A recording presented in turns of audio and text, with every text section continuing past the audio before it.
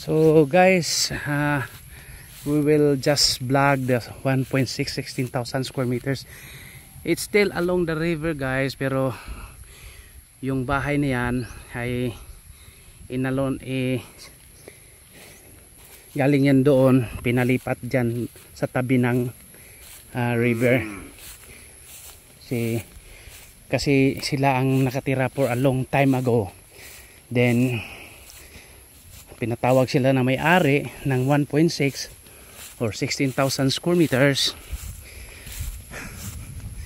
dahil ibibinta nila ang property. So again, it is beside of the property. We are selling also the 52,000 square meters.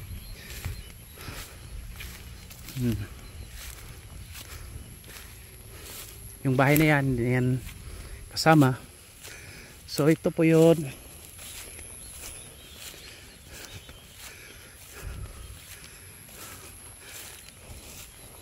$16,000. It's tax declaration. Located here in Barangay Dagnawan, Inabanga, Bohol, and along the river. Pero iano lang, we must understand no, na may parang 3 bahay, 4 na bahay na tumira sa lote at pinalipat niya doon. Isa muna ang naglipat, pero talagang lilipat yan. May agreement na sila sa barangay.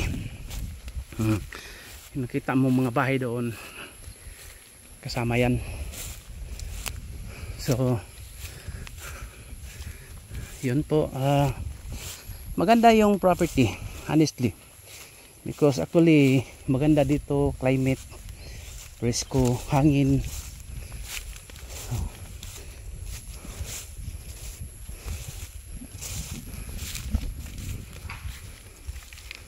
See? From town proper of Inabanga, just 10 minutes drive guys. 10 minutes lang.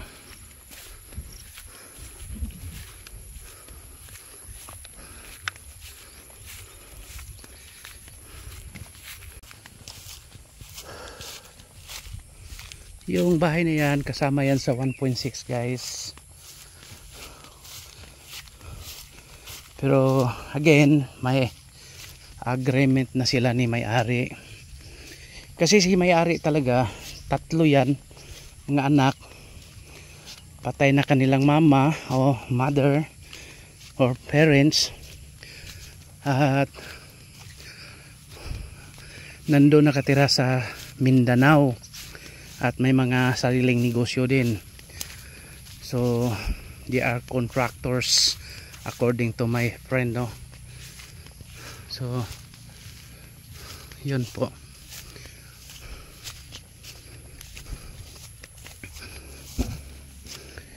So binibinta nila kasi ayaw na nila dito.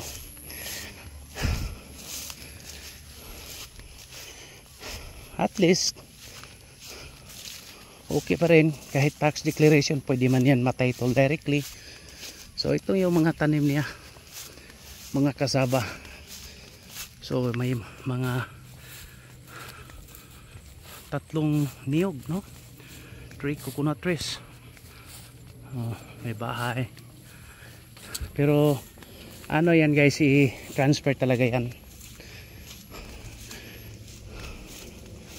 Pwede na sila lumipat sa doon sa tabi, kasi binigyan sila ng 16,000 something, pero ang binigay ni may-ari yung excess, yung plus mga 200 square meters yata. So yan po, ito po yung 16,000 at may kaunting overlooking din kasi magkatabi talaga sila ni 5.2.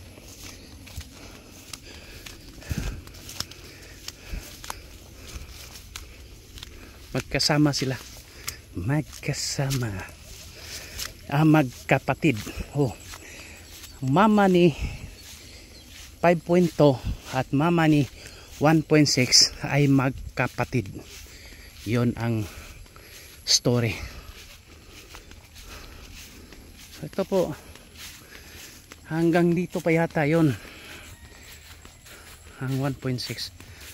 So maganda pa rin.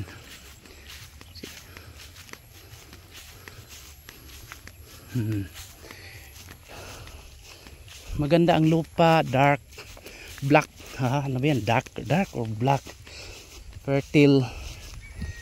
So maganda talaga.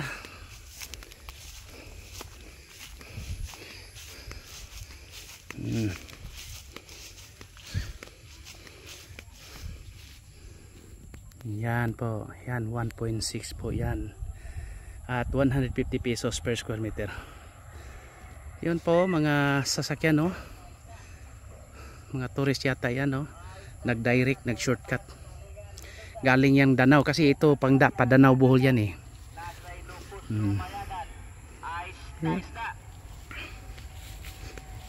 So again guys, no, doon tayo nakapunta tayo sa ano, sa river, no. So dalawa yung binibenta natin. Ito po yung 1.6 at ito po ang 5.2 hectares. So dalawa. Pero tapos na tayo nagsabi, nag-tour sa 5.2. Sinabit na rin natin, sinama na rin natin ang 1.6. Baka gusto nyo bilhin yung dalawa, mas okay yon para lumapad yung ano. Itong 1.6 is 40 meters wide po papunta doon. Parang itong si Juan medyo malaki yan, parang ganoon din, papunta din doon 5.2. Medyo malapad yung si 5.2. So again, si 1.6 is 150 pesos per square meter. The reason behind on this, because may mga babayaran silang mga tao doon, yung pinalipat nila. Then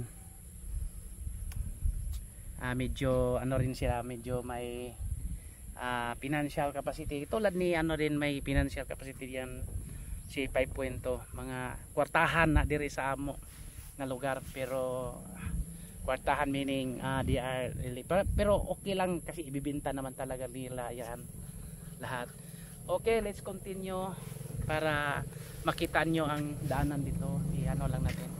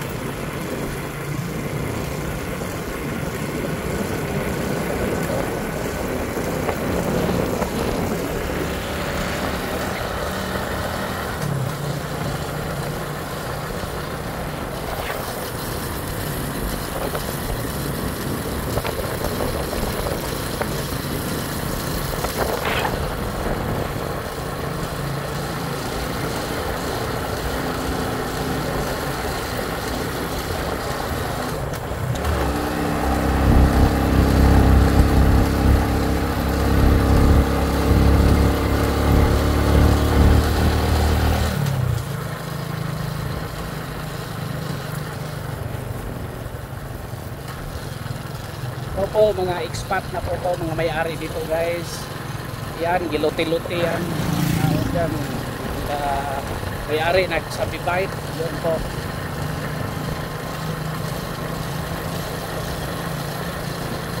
Ang hirap sa subdivision guys, matagal yan, matagal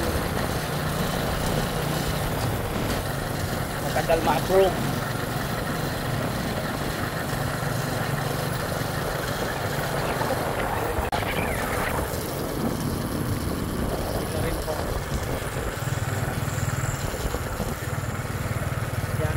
Mga bahay sa mga expat, mga foreigners.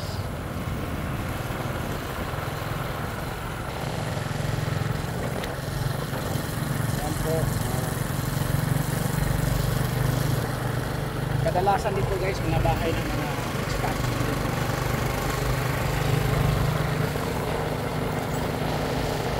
Maganda ang climate guys, medyo bugnaw, medyo cool, or ba talaga ang weather, nasa mga 18 to 24 po, Dagnawan Inabanga, yan po, Dagnawan Inabanga.